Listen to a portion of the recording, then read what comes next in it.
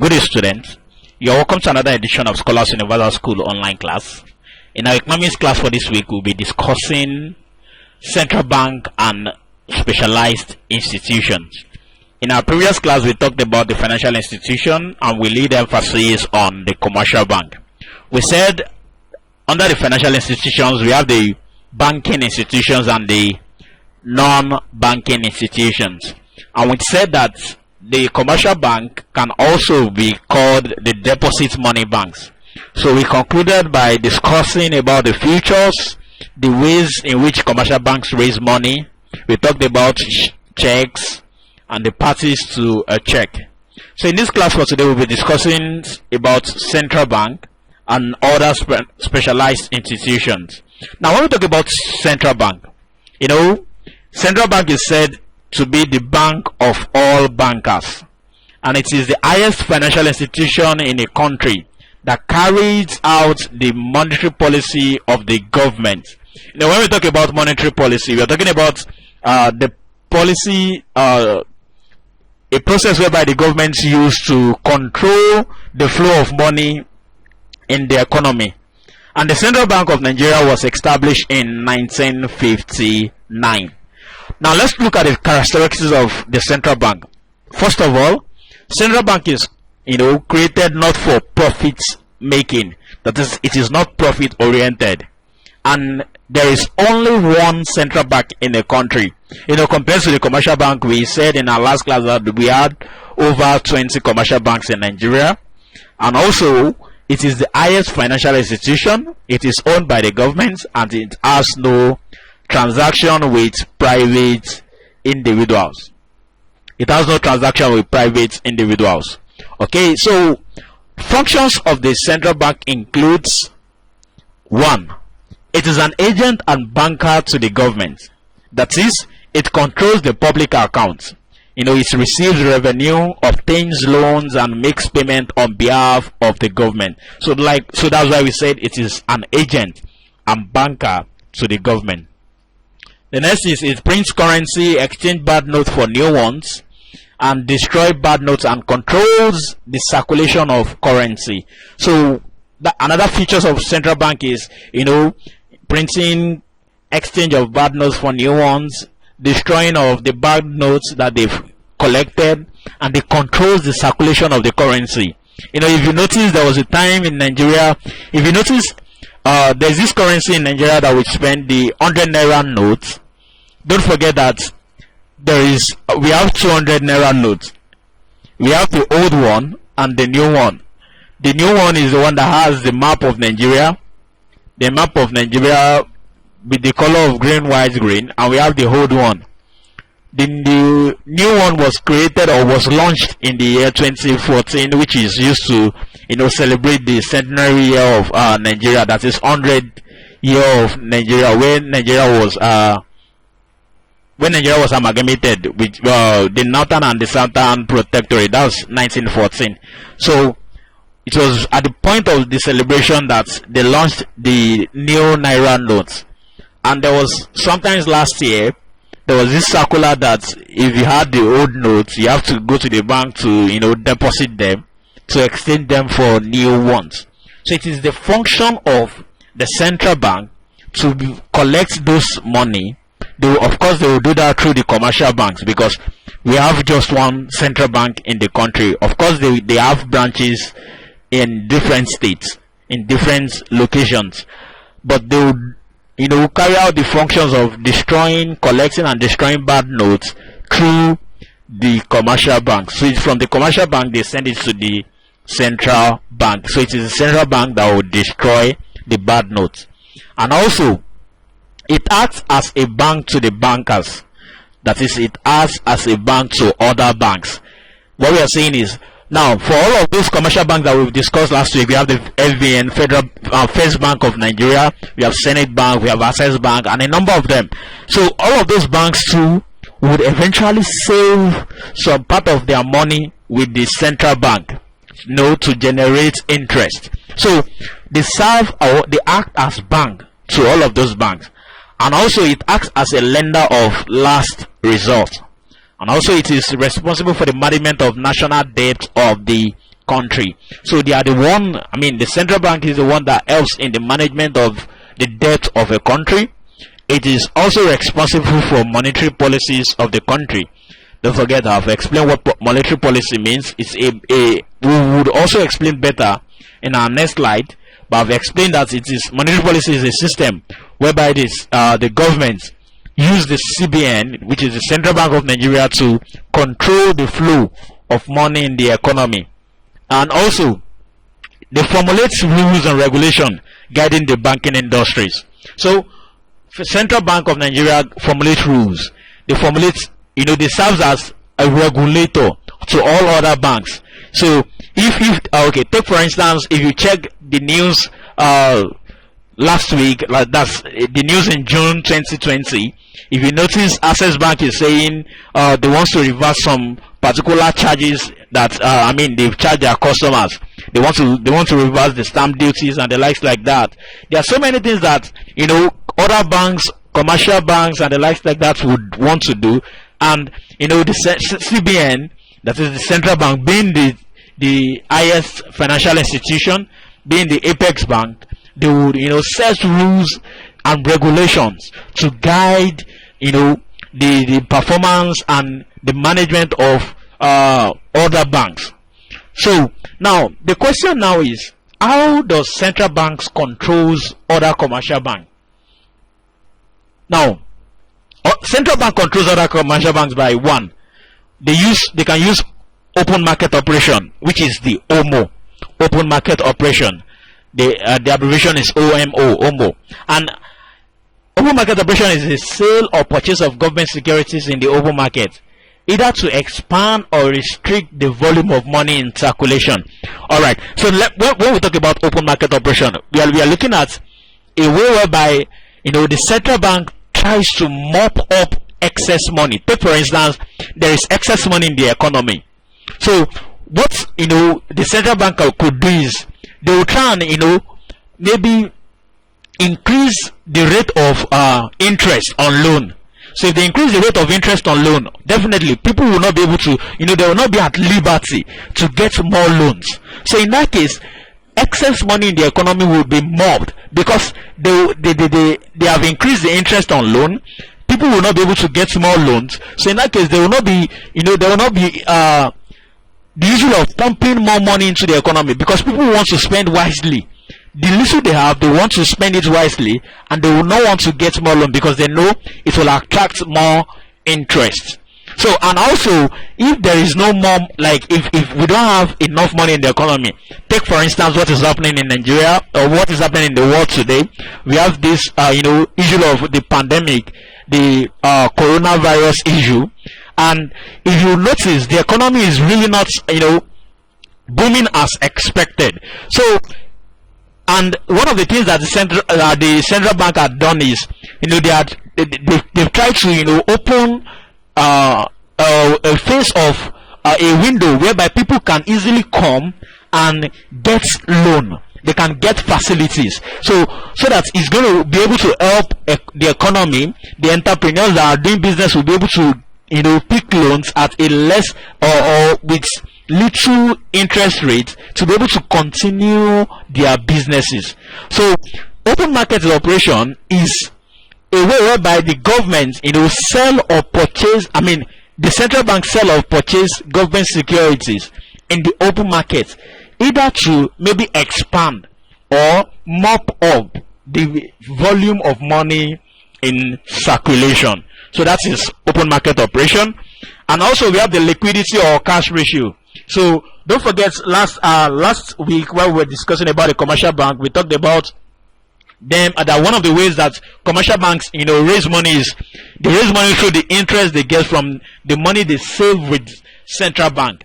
So it is central bank sets. Don't forget that one of the functions of central bank is to set guidelines, rules and regulations. So it is the duty of central bank to set ratios, to set guidelines to commercial bank, and by so doing they are regulating, they are controlling the commercial bank.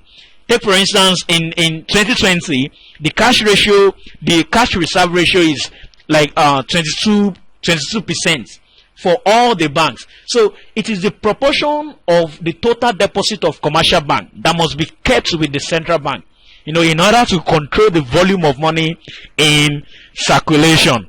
So in that case, that is, in fact, this the cash reserve ratio mostly, leads to a situation whereby some commercial banks, if they can't meet up with the ratio, that is one of the reasons why you notice that some banks match together.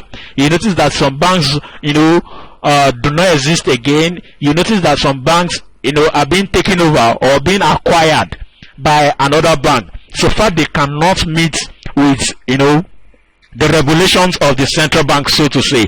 So the liquidity or cash ratio is the proportion of the total deposit of, commercial banks that must be kept with central bank in order to control the volume of money in circulation.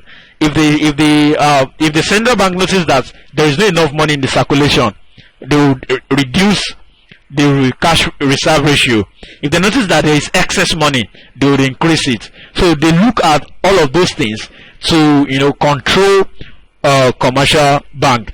Another is the bank rates, and this is the minimum interest rate charged by the central bank for discontinuing or discounting bill of exchange. So it is the minimum interest rate charged by the central bank for discounting bill of exchange. And high rates will result in reduction in loans, while low rates will encourage loans to customers. I've explained that earlier. So bank rates, that is the rate at which they give out loans, the rate at which they give out their facilities. So if the rate is high, definitely people will not want to get loan. But if the rate is low, you get many people that would want to get loans. And also another way where the central bank controls the commercial bank is through special directives. That is, the CBN also controls the commercial bank by issuing specific instructions, directing them to do one or two things, whether to lend to sectors in need of investment. Take for instance, at the point when we had the coronavirus outburst, at the point when the coronavirus started in Nigeria, that is around March 2020, the central bank issued some directives to commercial banks to be able to grant loan to some specific sector of the economy. Take for instance the agriculture, the pharmaceutical, so that agriculture to be able to so that they'll be able to produce more foods to the economy, pharmaceuticals so that they will be able to produce more drugs. So the CBN can also issue out special directives. Another way is through special deposit. So the central bank can direct the commercial banks to have a special deposit with them in order to reduce the cash with banks and control inflation. Another one is the true moral suasion. So this is an approach to commercial banks to restrict or expand credit to the public. So they can advise them, okay, you're not supposed to do this, you're supposed to do that, you're not supposed. So they give them, instructions per time. So those are the ways where central bank can manage the commercial banks. All right, let's move to the next set of financial institution, which is the development bank. As you can see, we have the AFDB here, the African Development Bank, and the development bank are specialized financial institution which provides, we have the long-term loans to other enterprises for capital projects. So they are specialized financial institution that provides long-term loans, and part of their function is, they provide funds for capital projects. Unlike usually, the commercial banks also provide loans, but usually commercial banks would most likely produce, short-term loans, and most likely medium-term or long-term. But the development bank is, or the development bank specialized on, granting of long-term loan only to fund capital projects. So the function is, number one, provision of fund for funding of capital projects. Number two, contribute to manpower development. Number three, implementation of government policy on industrial, agriculture and, commercial development. So they focus on all those key areas in the economy, and they also advise investors, they supervise development projects, and they carry out research on areas to develop industries. And also we have the next part, which is the merchant bank. The merchant bank are financial institutions responsible for accepting bills of exchange. They issue loans for foreign trade. Now when we talk about merchant banks, now merchant bank most likely, they accept discounting bill of exchange. Now when we talk about bill of exchange, we are talking about some certain bill. Take for instance, we have the letter of credit. For usually, letter of credit is a kind of avenue whereby customers that wants to involve in foreign trade, they would have to go through their bank to take for instance, they get loan from the bank to purchase something in a foreign country, and the bank can pay on their behalf. So, and when we talk about all of those things, like letter of credit, it requires foreign currencies. In most cases, it requires foreign currencies, and the bank would help them to purchase all of those things even before payments. But because of the fact that the bank is involved, there's this issue of confidence that foreign traders would have in them to deal with customers directly. Take for instance, they want to purchase things that are that the value is very, very high, so they can go through their merchant bank to get all of those. And merchant bank, basically what they do is they issue loans for foreign trades. They give out loans to foreign traders. They advise companies on investment. They provide long-term loans. They manage merger and takeover bids. When we talk about margin and acquisition, margin is when a company, when two companies are coming together, that is, they are coming together to form one. Take for instance, when we talk about the issues between Access Bank and Diamond Bank of recent. So Access Bank and Diamond Bank are coming to form one, to form Access Bank, and as you can see, it is a merger. So some people would say it is an acquisition because Access Bank retains the name. However, if you look at the business between the two of them, Access Bank and Diamond Bank are coming together to form one, and they're coming together to form a stronger Access Bank. But you notice that there are some things that they still retain in within the bank. That is, if you look at their logo, they still use the logo of Diamond Bank. So in such situation or in such scenario where all of those things is determined by the agreement. So what we are saying is merger is when two companies are coming together to form, to come together to become one. So one of the functions of the merchant bank is they manage, merger and takeover bids, and they also assist companies wishing to lease their equipment. Alright, so we are moving to the next part, which is the mortgage bank. The mortgage bank specializes in granting loans for building purposes, and the functions of mortgage banks include, they accept deposits from customers to encourage savings towards owning a house. People would, go to a mortgage bank to save, basically, in order to, get house or building facilities. And also another function is to provide long-term loans for building purpose. They also give advice on housing matters, and also the construction of house to sell to people. So mortgage bank construct house to sell to people. They give advice on housing matters. They provide loans for building house, and also accept deposits to encourage savings towards owning houses. Now the next set of financial institution is the insurance companies. Now when we talk about insurance companies, we are talking about financial institutions that are concerned with insurance. Now what is insurance? Insurance is an agreement whereby at the point of course, risk could happen. Or when we talk about risk, we are talking about things that are not planned for, things that you really do not see happening, but of course they could happen. Take for instance, if you daddy and mommy has a car, God forbid, we know that we although we do not pray for accidents, but at the same point in time, you never can tell when accidents will happen.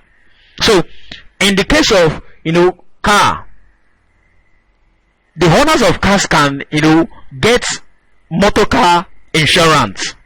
When we talk about motor car insurance, we are talking about the process of insuring a car against either car accidents, either any accident. It could be car accident, it could be fire accident, and the likes like that. So insurance is a situation whereby people, which is the customer, comes to insure their properties. That is, they transfer the risk on their properties to someone else, which is the insurance company.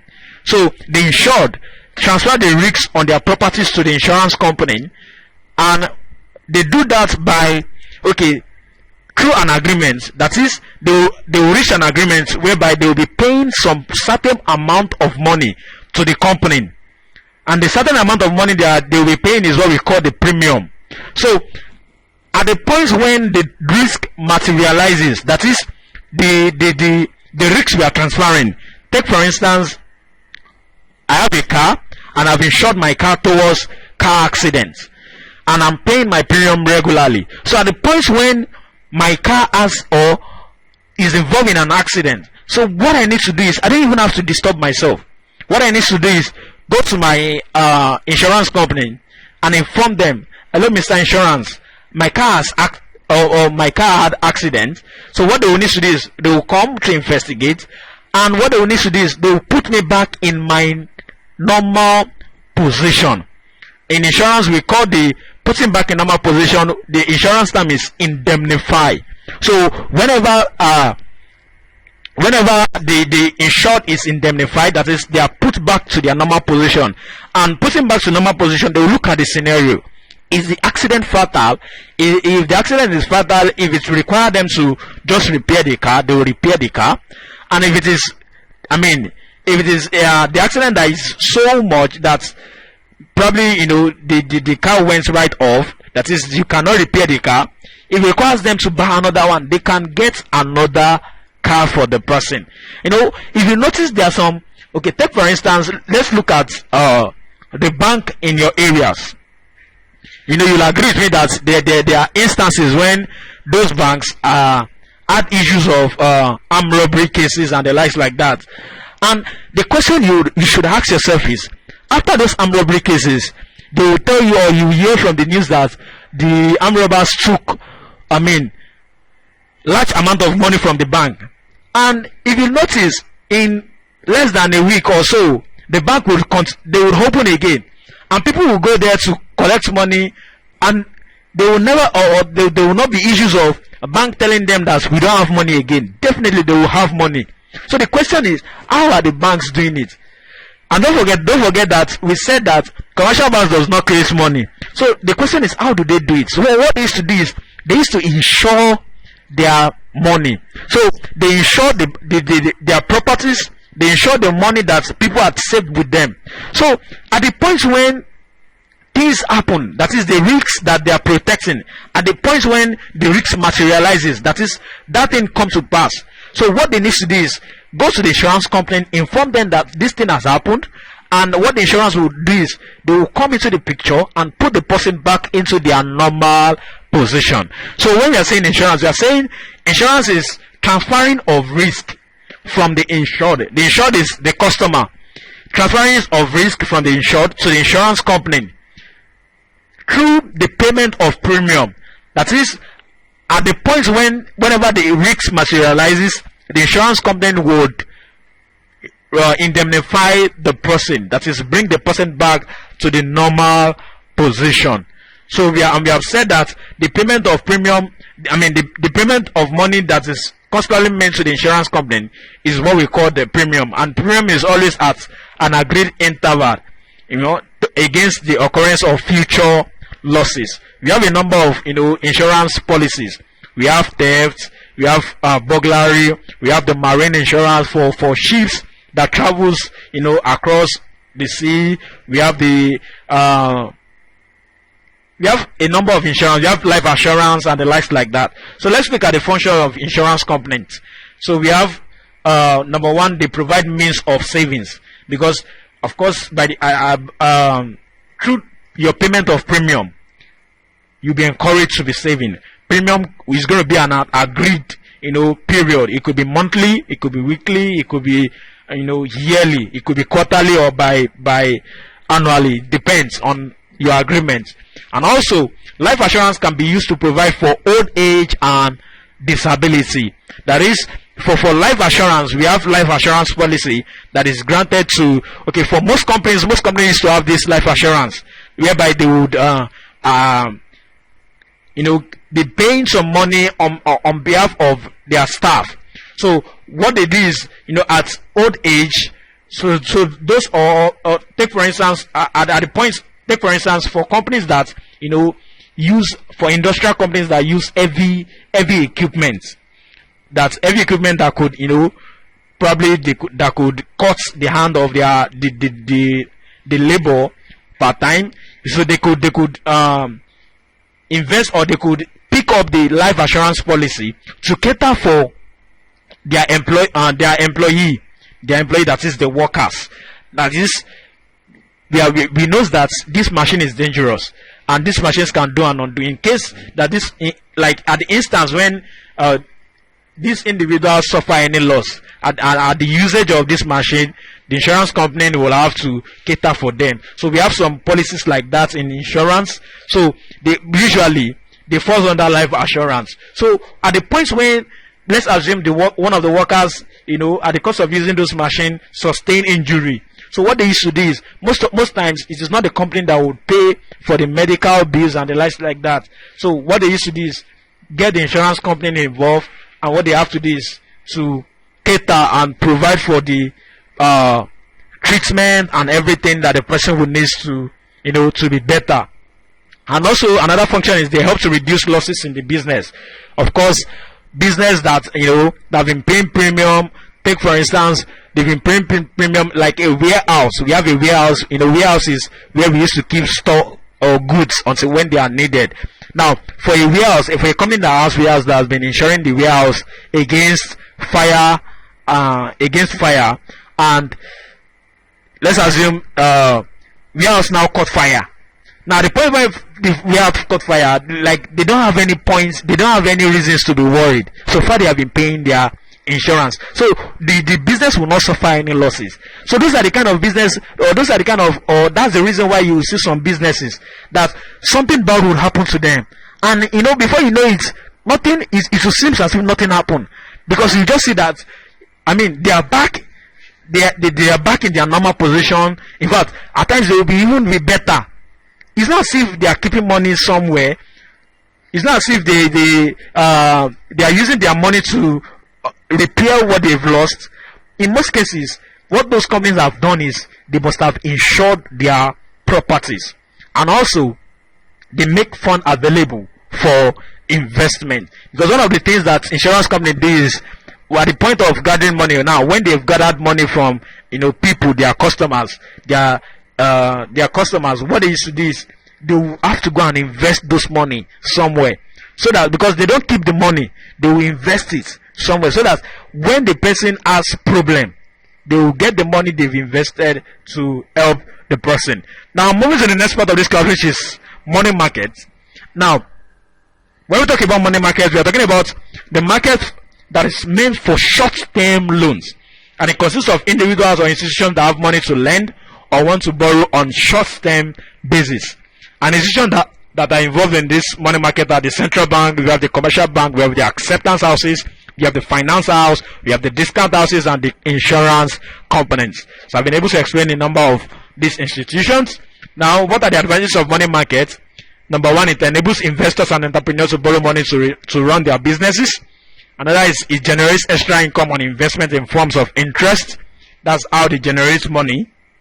Another is it enhances economic growth and development, because don't forget, they serve as intermediaries between the surplus and the deficit spender. And when we have people that wants to invest, when they get money on time to invest, and they invest in the right thing per time. So all of those things help the economy. It helps the economy to develop, and it enhances the growth. And also it is easy to recall investment fund. So those are the advantages of money markets, and also it enhances savings through investment of surplus funds. So let's move to the next part, which is the capital market. Now this capital market is meant for medium term and long term loans. It serves the needs of industries and commercial sectors, and it deals mainly in shares and stocks. Institutions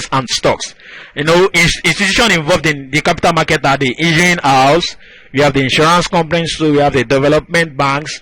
Don't forget, I've explained development banks to be institutions that specialize in the granting of long-term loans. We have the building societies, and we have the stock exchange. Now we'll be talking about the stock exchange in details in our next slides. Now let's look at the top 5 careers that are involved in the capital markets. We have the merchant banker, we have the fund manager, we have the senior manager, we have the stockbroker, we have the business development manager. Now for the stockbroker, for the fund manager, most of them works in the stock exchange market. Now for this merchant banker, I've explained the merchant bank earlier. So let's look at the stock exchange markets. Now usually, as you can see from this image, you can see this a typical example. Okay, this is the Nigerian stock exchange market. This is the floor. The market is where the buyers and sellers of shares comes together. Buyers and sellers of shares, stocks, and debenture. When we talk about shares is the unit of capital of a company. Don't forget, when we talk about businesses, when we talk about forms of business, we have the sole proprietorship, partnership, we have the limited liability components. For sole proprietorship is the one-man business, whereby the one man invest the money to start the business, which is the capital. For partnership, the partners come together to pool resources together, which serves as their capital. Now for companies, they sell shares to the members of the public. And these shares, how do they sell these shares to the members of the public? For the public limited liability companies, they sell shares through the stock exchange market. And I've explained that the stock exchange market is the market where buyers and sellers of shares, stocks, and debenture. Debenture is loan notes. Another name for debenture is loan notes. It's some kind of loans that is it's a kind of settings whereby the companies get loans from private individuals, and usually they are brought in contact with each other through the stock exchange market. That is the buyer and seller of shares, stocks, and debenture. And it is an essential part of the capital market, but it only deals in old existing shares. So for stock exchange market, they deals with only old existing shares. Now, what are the importance of the stock exchange market? Number one, it allows government and companies to raise capital. Two, it provides employment to brokers, jobbers, and clerks. If you look at all of these people, so we have the brokers, we have the jobbers here. So these are the set of people that speculate. They project, okay, for each companies that have stocks with them, they'll be able to tell people that want to invest. Okay, take for instance, we have Nestle PLC. Take for instance, we have Zenithman PLC. They will be able to project that, okay, in the next 2 years, this company would, will be generating more money. For the next 3 years, this company will be performing better. So they will advise people that want to invest. So those are the jobs of the brokers and the jobbers. And so they advise people that want to invest, so that they'll be able to sell shares to them accordingly. And also another importance of stock exchange market is to provide necessary information to foreign investors. So foreign investors that want to invest in a company or to invest in a country usually would go to the stock exchange market to get advice, because of course they do not understand, they might not understand the business as much as the citizens of the country. And also the stock exchange market enables investors to transfer his investment from one company to another. If they see that a company is doing better, they will advise, okay, investors, transfer your stock from this place, okay, sell your stock in this company, go and buy another one. Another one is it enables the people invest in any sector of the economy. As you can see, you have different sectors in the economy. You have the finance industry, which is the banks. We have the Zenith Bank, First Bank, Access Bank, a number of them, United Bank for Africa, which is the UBA, Union Bank. So those are the finance industry. We have the consumer market industry. We have the consumer market like the Dangote salt, Dangote sugar. We have the Nestle PLC.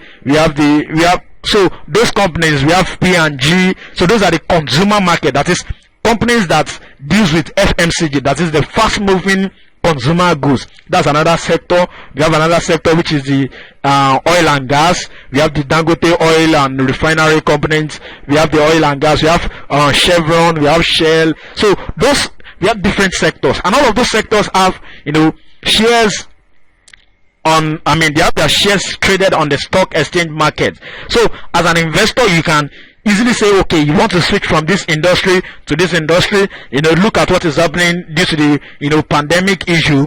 You will notice that the investment in oil sector will not be fetching more compared to the situation before the coronavirus outbreak. So in that case, investors can say, okay, I'm not investing in oil and natural resources. I want to invest in fast moving consumer products like beverages. So because of course people eat day in day out, every now and then people eat, every day people eat, compared to some other things that they might not be using as expected due to the issues, or you might want to invest in essential goods. So those are the things that stock exchange do, those are the things that the stock exchange does. Like they provide advice. They encourage their investors to be able to invest in the right sector of the economy. So that brings us to the end of this class, and these are your assignments. You are expected to practice all of this. Now, how does the central bank exercise control over commercial banks? Now, what are the instruments used by the central banks to control the supply of money in circulations, and also distinguish between a mortgage bank and a merchant bank? All right, thank you for listening, and please, you are advised to subscribe to our channel to be able to get more of our videos as relating to the subject matter. If you have learned something like our video, you can also follow us on Facebook at App Scholars, on Twitter at Scholars_, Instagram, LinkedIn, and you can also reach us on WhatsApp. We have our WhatsApp number on the screen. Thank you, and ensure you stay safe.